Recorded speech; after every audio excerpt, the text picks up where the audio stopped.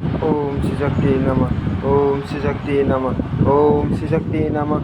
ओम श्री शक्ति नमः। ओम श्री शक्ति नमः। ओम श्री शक्ति नमः। अथ द्वितीय अध्याय सूर्य द्वारा श्रीमद् देवी भागवत के स्कंद अध्याय तथा श्लोक संख्या का निरूपण और उसमें प्रतिपादित विषयों का वर्णन।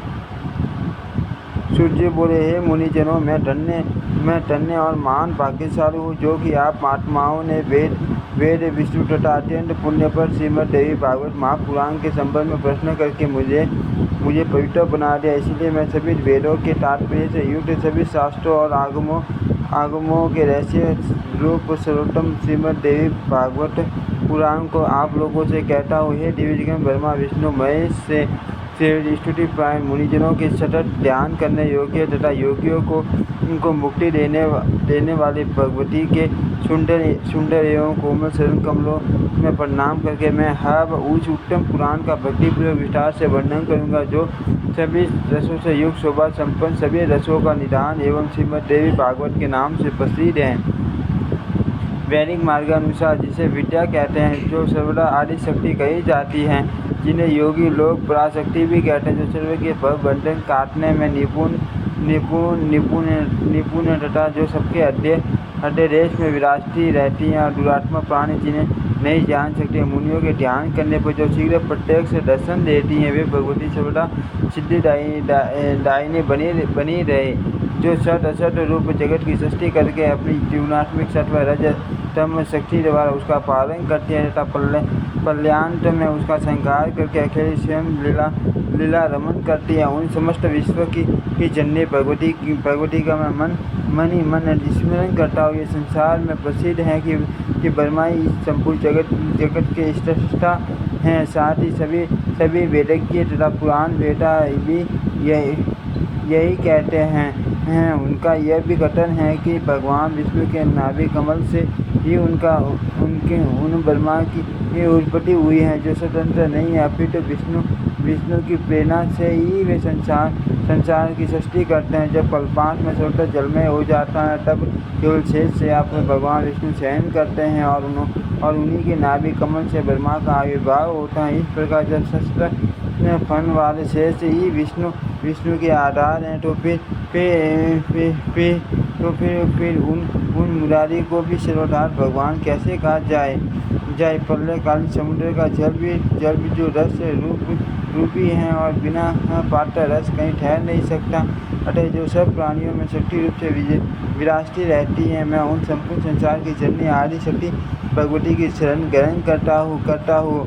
योग निद्रा में लीन भगवान विष्णु को देखकर उनके नाभि कमल पर विराजमान ब्रह्मा ने जिन देवी की स्तुति की थी, मैं उन्हीं पराशक्ति भगवती के शरणागत हुए। हे मुनिजनों, उन्हीं निर्गुण तथा सगुण रूप वाली तथा मुक्ति दायिनी योग माया का ध्यान करके मैं यहाँ संपूर्ण देवी भागवत पुराण कह रहा हूँ। आप लोग सुनिए। यह श्रीमद् देवी भागवत नामक पुराण अत्यंत पवित्र एवं उत्तम है। इसमें 18,000 सुंदर श्लोक हैं। कृष्णदेव पायन द्वारा विरचित इस श्रीमद् देवी भागवत में कल्याणकारी 12 स्कंद तथा कुल 318 अध्याय बताए गए हैं। उनमें प्रथम स्कंद में 20 अध्याय, द्वितीय में 12, तृतीय में 30 और चतुर्थ में 25 अध्याय हैं। पंचम स्कंद में 35 अध्याय, षष्ठम में 31, सप्तम में 40, अष्टम में तत्व संख्या के बराबर अर्थात 24, नवम में 50 और दसम में स्कंद में 13 अध्याय मुनि व्यास जी ने कहे हैं। इसी प्रकार हे मुनिगण, एकादश स्कंद में 24 और द्वादश स्कंद में 16 अध्याय बताए गए हैं। इस प्रकार महात्मा व्यास जी ने इस महापुराण में अध्यायों की संख्या बताई है। इसमें श्लोकों की संख्या 18,000 कही गई हैं।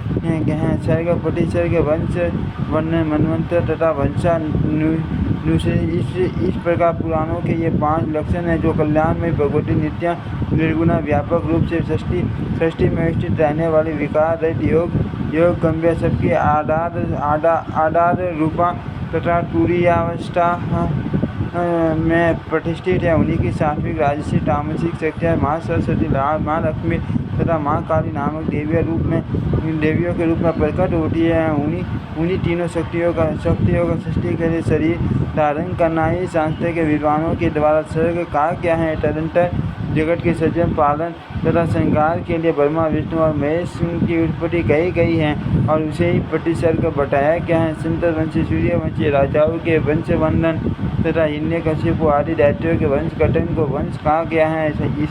इसी प्रकार स्वयंभू आदि 16 मनुओं का वर्णन एवं उनके समय विभाग मनवंतर कहलाते हैं। उन मनुओं के वंशज कर्म से वर्णन करना ही वंशानुचरित कहा गया है।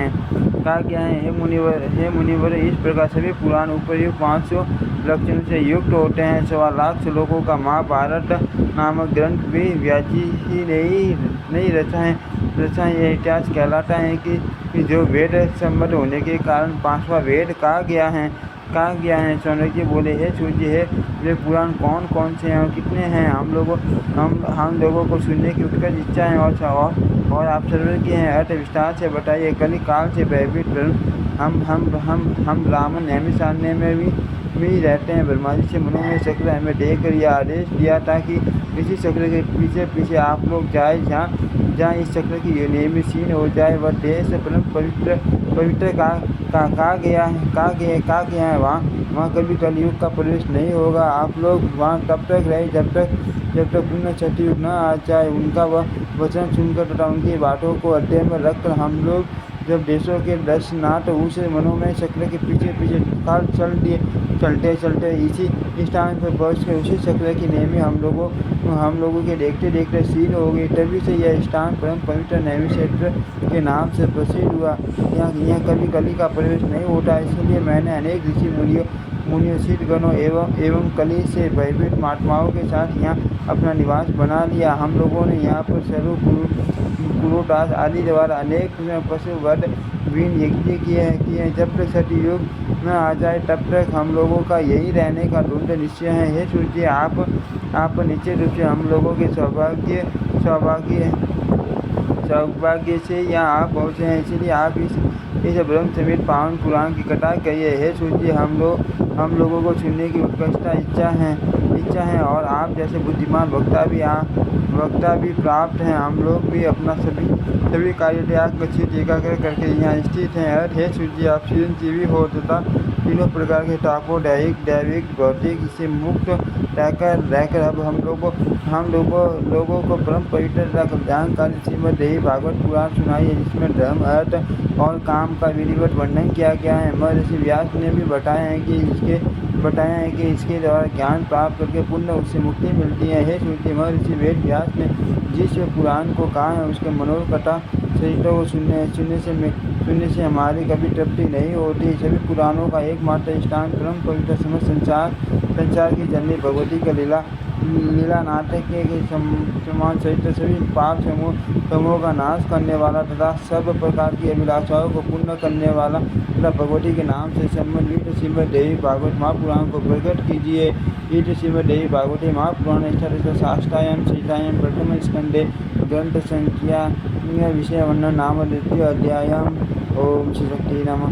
ओम श्री शक्ति नमः। ओम श्री शक्ति नमः। ओम श्री शक्ति नमः। ओम श्री शक्ति नमः।